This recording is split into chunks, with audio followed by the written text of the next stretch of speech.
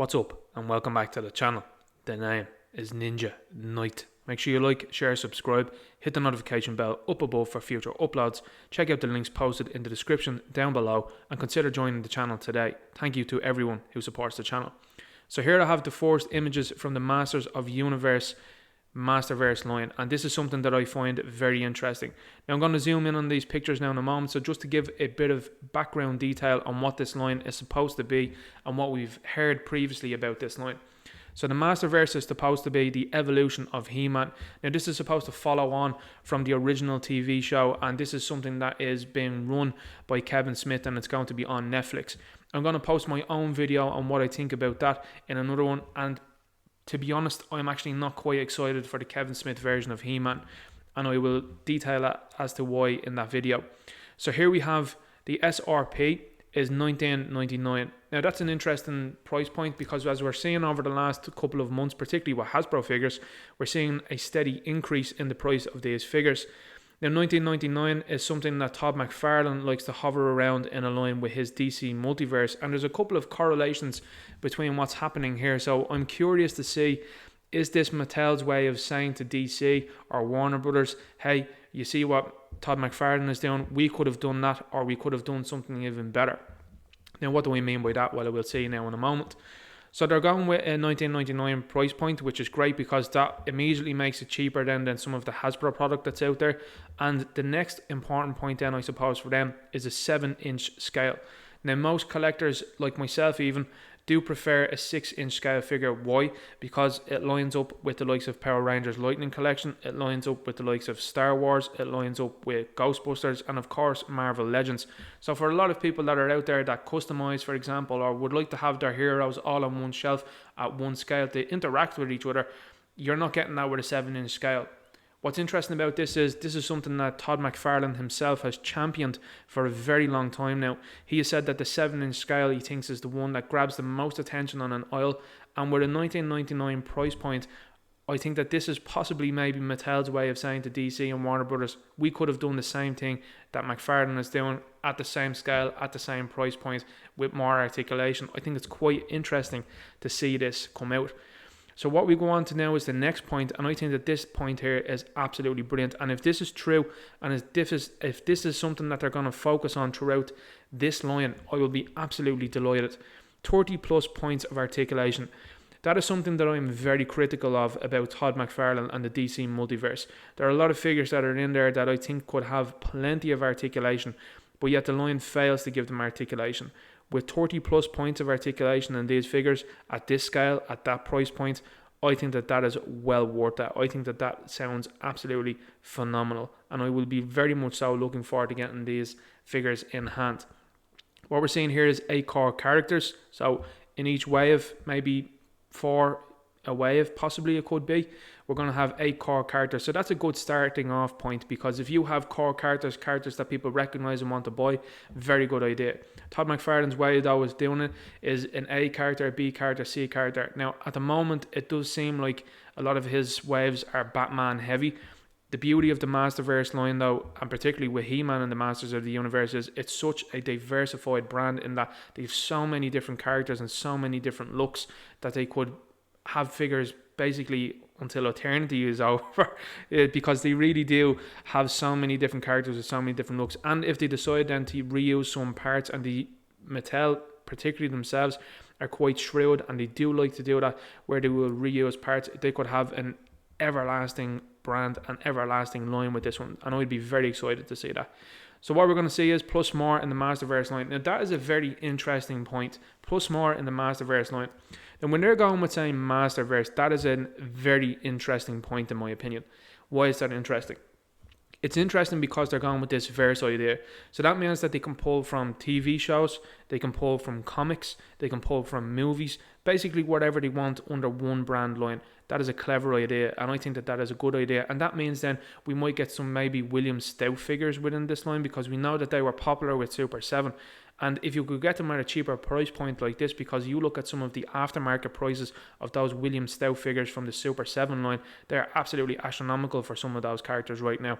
If you could put them into this line and then you have updated sculpts, even though the Super 7 ones were really good, Imagine if they had, for example, the likes of a face print technology on some of those characters.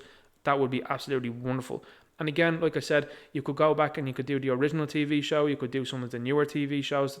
The line in this is endless, in my opinion. So when is it going to drop? It seems like summer 2021. Now, we are currently in March and there's no pre-orders haven't dropped for this yet, which I find quite strange. And I would hope that pre-orders are going to start dropping soon, or they're going to have a full-on reveal very soon. I think that they're even very late in the game if they're deciding to go with a summer 2021 release. So the original picture that got out there for a lot of individuals, so like I've just shown, was there was some blacked out figures, and then we seen this one that seemed to be a bit of a prototype figure. Now, why is this important? Well, that's going to factor into what I'm going to talk about now in a moment. So as we can see here, this is Mossman. I absolutely love the design of this. I think this design is absolutely phenomenal. So I'm very much so looking forward to seeing some of the updates that this line can give us, and particularly with some of the articulation that they're promising. 30 plus points of articulation, 7 in scale. These guys are going to look absolutely phenomenal, I think, on the shelf. And particularly I like this design. Now, I'm going to focus about this part here, for example, the abs. So why is that important? Well, when you look back at the image here, we see that we have a different abs section there, as we can see from Skeletor and as we can see from He-Man. Now, like I said before, this is Mattel and they are going to reuse parts. They will absolutely do that, and I suppose you can't blame them, because there are a lot of companies out there that do that. And what you're going to get is you're going to get a lot of sculpt that is new, but a lot of sculpt that is going to be reused. This is something that Mattel are, I suppose, either famous or infamous for, whichever way you want to look at it. But I think that that is reasonable if the figures do look different enough. And as you can see, Skeletor and He-Man do look different enough. But what's interesting about this is, as we can see, this uses the old Mattel joint, as we can see, and then as we can see from here, this is using the more modern joint. So this is actually quite akin to what McFarlane is doing right now. So I'm curious if this is maybe a little bit of an update that they've made towards these figures to basically tell DC and Warner Brothers, look at what we could have done if you had left the brand with us, because we do know that there seemed to be maybe possibly a dispute there between the two companies, or that there might have been a little bit of bad blood. But if this results in Mattel going full on He-Man, Master of the Universe, which it looks like they will, they have the Origins line at the moment, which rumours are to be believed it could be over quite soon, unfortunately, or it could push on then these two new lines that they're pushing out there, a more kind of tech-based He-Man, and then we have this version of He-Man then that's going to be a follow-on then from the original show. I think that that'd be quite interesting. So looking at the characters first, we have Skeletor. So I had to say, I think that the design for Skeletor here looks absolutely wonderful. Now, Mattel do have the soft goods on the cape here, and I think myself, in my opinion, with Mattel and soft goods is, I've bought a number of DC figures, particularly Batman figures, and the capes do end up curling and they end up not looking too nice. So I do hope that Mattel invests the money into making good capes that are going to be long lasting with these figures. I also then hope that if they are not good capes, that they're easily to be removed, and that you could maybe buy a third party version of something maybe online. I think a third party version of this with wires through it would look absolutely phenomenal. So as we can see here, as we mentioned earlier on, 30 plus points of articulation. This guy looks absolutely super articulated, and I'm all here for that. I love the head sculpt. I think that the head sculpt here looks absolutely wonderful. I'm a big fan of that. I like the staff that is coming with Skeletor also. I think the sculpt on that is absolutely wonderful, and with the other staff that he has, I think that looks absolutely wonderful also, even though it's quite plain, I suppose, in comparison to this one. I think it looks great. What's interesting about Skeletor here is he has what's been dubbed now at the moment karate chop hands. So he has karate chop hands, and then he has two hands that are going to hold his slabs. So he has no fists. That is quite an interesting thing to see. So maybe that factors into what we're going to see within the show itself. Or is there going to be a later release down the line of Skeletor that will include fists? I wouldn't be too surprised if there are multiple versions of both Skeletor and He-Man within this line. I think that they are going to do that. They're the most popular characters. You're going to see them being cycled around again and again. But I like the sculpt. I do actually like these splayed out hands. They're quite different. They're quite unique. And I suppose that they're going to do hands like this because it will help them on later on down the line if they need a character with their hands flat out with very sharp nails on it. That's why Mattel do things like this. Moving on to He-Man. This is one where I don't know how to feel about the head sculpt. The head sculpt, in my opinion, I think looks quite weak. I think the jaw is very weak looking. It looks almost triangular rather than squared. I think they would have been better off with a square job, but maybe that factors into the design and appearance of the character within Kevin Smith's show, which again, like I said, I think is going to be something I will have a problem with within this show, because from what we understand, the show isn't going to focus too much on Skeletor and He-Man. It's going to focus a lot more on Teela, which I think is the wrong way to go for this show, but I'm going to talk about that in another video. The hair sculpt looks okay. I'm not loving that either. I think it looks decent. I don't think it looks fantastic, and the face sculpt, in my opinion, looks a bit soft. What you're seeing here also is people that are posing figures that don't actually know how to pose figures. So, as you can see, He-Man's feet and his legs are posed incorrectly. They're way too far away from where he should be. We're on the saddle here of Battle Cat, and he looks like he's pressed up way too far. He also is looking like he's very awkwardly holding the power sword, and if we was to have one criticism, I suppose, about the power sword, is it looks a little bit small, in my opinion. I think that could look a little bit bigger, or if they could make it bigger, that would be great. The fact that it's posed like this doesn't help it, because the sword actually should be going across like this. If they were to pose it the proper way, it would be going across like this. Now, why did they not do that? Well, probably because if it went across like this, it might have, I suppose, cut off a portion of the head in a way for the picture. So I suppose that's probably not a great idea. When we're coming down and we're looking at He-Man here, and his Battle Cat Cringer, aka Battle Cat, looks absolutely fantastic. I think that the saddle here looks really nice. The headpiece looks really nice. I presume it's going to be removable. It looks like that Battle Cat has lots of articulation, which I'm delighted to see, and absolutely should have a lot of articulation. I think Mattel have had enough time now with the Jurassic Park and Jurassic World franchise that they should know how animals move, and they should be able to install that detail and also that articulation into these animals. They're well able to do with the Velociraptors, so we would love to see Battle Cat here now be very articulated. And as we can see from the paws even, it looks like he has a nice hinge joint. Hopefully maybe that has a bit of a rocker in it. We have a bend at the elbow here. We also have another kind of shoulder joint here, and as we can see here from the black mark that's there, looks like that might be some sort of a neck joint.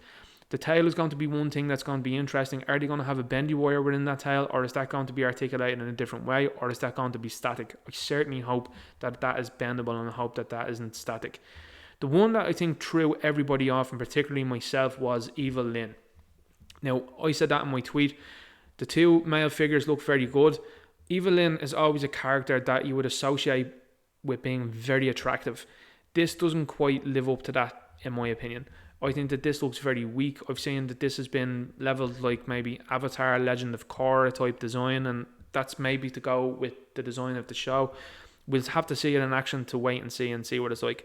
I do think that the alternate head with the helmet on it looks a lot better than this version. So I think that if I'm going to display it, if I'm going to purchase it, it's going to be with this piece here rather than this piece. The body looks okay. It's very much so lacking in femininity, in my opinion, which is something that you would always associate with Eva Lynn. She's a very feminine character. So I think that, again, bad posing here mightn't have helped either. But in saying that, she's very straight, if you know what I'm saying, in terms of the bodily form that she's shown here. There's no real curves to it. There's a bit of curve here, but not a curve here or anything like that, and not a lot of things that you would associate with Eva Lynn being showed here. I think if you showed most Masters of the Universe fans and had this picture and didn't have the picture with the helmet, if you showed them this and said, who was that? I think some people would probably struggle with understanding who it is, because it's not very good representation of Eva Lynn, in my opinion. She comes with a bag. She comes with alternate hands. So these are looking like spellcasting hands, which looks nice, looks decent. And then, of course, then she comes with the staff. So I suppose out of the three it is, this is the one that I would anticipate the least. Now, what's going to be interesting about this is they've pictured He-Man here with Battle Cat. Is that going to be a set? That would be interesting to see. Is Battle Cat going to be sold separately? That's going to be interesting to see. Like I said, these are molds that I think that they will reuse time and time again, and they will try to sell as many He-Man figures and as many Skeletor figures as they can. It's interesting that they've picked these three. If I was going to pick three, I suppose maybe Mossman would have been one of them, to show that they could make a sort of monster character within this line. I mightn't have chosen Eva Lynn. Perhaps they didn't choose Mossman because they do kind of have a monster character, if you want to call it that way, with Skeletor, particularly with the skeletal head. Maybe they wanted to show, hey, we can do a monster figure here, we could do a human male figure, and we can do a female human figure also. And then we can do, I suppose, an animal figure here, and that gives them a very good idea of here's a number of things that we can do. This is a marketing ploy, and the people that they were showing this wasn't for the general consumer, this wasn't for the general fan, this was more for an investor day to show them what's coming up and what they can put their money into. So this is why they show pictures like this rather than saying, okay, right, here's He-Man, here's, say, Man-at-Arms, for example, and various other characters. They're just giving you some of the bog standard, here's what the idea of the line is going to be, and we'll see what's going forward. I'm excited for this line, and if this Masterverse line does include various different generations and types of He-Man and Master of the Universe, of course, I'm going to be very happy like any other He-Man fan and Master of the Universe fan. I think it's important, and this is something that I always say to people, even though I'm not the biggest fan of Kevin Smith and what he seems to be doing with He-Man and Masters of the Universe, I think it's important to note that the first two waves are critical in terms of if this line is going to keep going. It's not something that I would ultimately and positively advocate for everybody, but if you are going to put your money into the line and you don't put money into the line early into certain characters, they're going to get the hint very quickly. They're also going to get the hint then of who is successful. So for me, I would say I'm going to back the characters that I really like. I'm going to back the designs I really like. I'm going to buy everyone that's here in this image. Even though I'm not crazy about the Eva Lynn image that I'm seeing, I do like the alternate head, and I think that is a passable effort at Eva Lynn. I think if they do well with this line, this could grow into something exponential. I think it could grow into something phenomenal. I think that this is something then that could carry the line forward for a very long time. So what I'm talking about is if people back the line, particularly in the first wave or the second wave, whatever, or even cherry picked half the wave from each line, I think that could give good money towards this, and then that would mean then that they would carry this on and they might take more risks. Because what happens is if they are going to put these figures out, and this is from the Netflix series, and people aren't responding to it, it means then that they think then that a lot of people aren't interested in it, and then it could be problems. And what starts happening when problems happen? Articulation gets cut, the costs get cut then for various different things, like of paint apps, new scopes, for example. So what I will say is I'm going to support this line, and even though I'm not going to be the biggest fan, I very much so don't think I'm going to be the biggest fan of Kevin Smith's Masters of the Universe. I could be surprised, but I don't think I will. I'm still going to support this line to see how it goes, particularly because it's very reflective of what they look like originally, not so much Eva Lynn, but because I want to see this line survive. You're looking at some of the aftermarket prices for some of the classic figures. They're absolutely astronomical at the moment. And I think that this is a line that deserves a chance. And I think it's a line that deserves a chance because if it does delve in to other versions of He-Man and other different characters and more even, I suppose, obscure characters, that's something that I think that I want to see as a fan. I want to see so many different characters within this line get modern updates. And I think that if we've already seen that Mossman is going to be included in the first wave or even the second wave, I think that that's a really good measure of what this could do going forward. And I certainly hope that they do include a lot of the more out there characters and more different characters that are out there. I'd love to see even some of the Four Horsemen's character, the likes of Dragoman, him to be included within this line. That is a character that I would absolutely love to see. And I'm sure the Four Horsemen would be delighted to see him within this line and within this series. I would love to see a Skeletor figure. I would love to see the likes of a King Grayskull figure within this line. And of course then, I want to see a Prince Adam figure. And I'd be curious to see if they give Adam a different updated look, or if they are going to reuse a lot of what He-Man is. This is going to be something that I'd be very interested in within this line. I'd even like to see a Cringer figure, and that is something I think that a lot of fans out there would love to see, that they would be able to have Prince Adam and Cringer together, and then on the other side then have He-Man and Battlecat. I think that would be wonderful. Same with Skeletor, and I think even if you're looking at some other characters that are out there, the likes of Beastman, I think if he gets an update in this with the articulation and the scale, he could look absolutely wonderful. What I'll be interested to see within this line is we're already after getting leaked images, and we haven't quite gotten a clear image of that yet at the moment. What seems to be like a larger scaled Skeletor. So it looks to be like kind of like a god Skeletor that we've seen particularly within the He-Man movie, Masters of the Universe movie. And that's obviously on the table also for this Masterverse line. So I think that is brilliant. If they give us a 1999 figure, standard figure here with a couple of accessories, and then you have a bigger price, maybe I think a $35 figure, and it's a lot larger with a lot more articulation or even a lot more weapons with it or accessories, and even the scale size of it, I think that would be absolutely wonderful. And I think there's a lot of companies that are out there that are doing that, particularly McFarlane, which I think is quite interesting. It seems like Mattel may have sat back, looked at some of the notes and what people were asking about McFarlane. McFarlane seems like he doesn't want to do certain things, and looks like Mattel took those notes and said, yeah, we'll do that. Accessories, alternate hands, fantastic. Scale, great. Articulation, great, we'll do that too. Now I hope this line is a line that scales. That's something that I'm very much so in favour of. I want to see certain characters, if they're bigger than others, I want them to be in scale. I don't want them to be out of scale. So that's very important to me. Anyway, that's my talk for today on the Masterverse line. It's something I'm very interested about. I'm looking forward to seeing when the pre-orders drop and who drops very quickly. We haven't seen a trailer quite yet for the He-Man Masters of the Universe from Kevin Smith on Netflix. That's kind of concerning because it's this late in the game. It's March. There's figures going to pre-order for this quite quickly. They would want to get ahead of the game and release a trailer very soon, and a release date for when that series is going to come out, and go with it from there. Because if the figures are revealing what the looks are going to be like within the show, it could underwhelm people rather than the other way around. I know that He-Man started off particularly with the likes of having the figures on the shelves before there was the media. That's possible to do that also. But I think with this day and age, if it's on Netflix and these figures are out there ready to go, they can strike while the iron is hot, and they can definitely bring more people into the brand sooner and quicker than if they left this and let it go down the road. So I'll be interested to see how this goes. Let me know what you think in the comments below. Were you in agreement with me on what I think of Skeletor, He-Man, Battlecat and Eva Lynn? And do you also see the differences that Mattel might have made? Maybe they have looked at what McFarlane's gone through and listened to the complaints that were levelled at McFarlane, and have actually looked into that themselves, particularly as you can see with the chest articulation. I think that one is a very, very interesting change that they made, and I think it's a very much so nicer looking change personally myself. Do you like the change? If you do not like the change, let me know in the comment below, because I do know that there are some people that are out there, or a lot of people I should say out there, that particularly like the old articulation. Or do you like the newer articulation? What do you think of the size of the power sword? Do you think that should be a lot bigger? What do you think of the head sculpt, particularly on He-Man? Is this something that you would have envisaged, or do you think that you're a little bit disappointed with this? What do you think of the overall design of Eva Lynn? Is this something that you're impressed with, or do you think that they could have done better? What is your impression of Skeletor so far? I think that this looks absolutely fantastic. I think this is the hit of the three. I think he looks the best, personally myself. So I'm very excited to see that.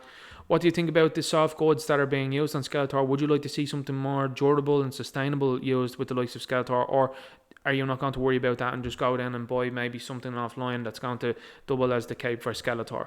What do you think of the articulation that's going to be within Battlecat? Would you like to see that for any other characters? Let me know who in the comments.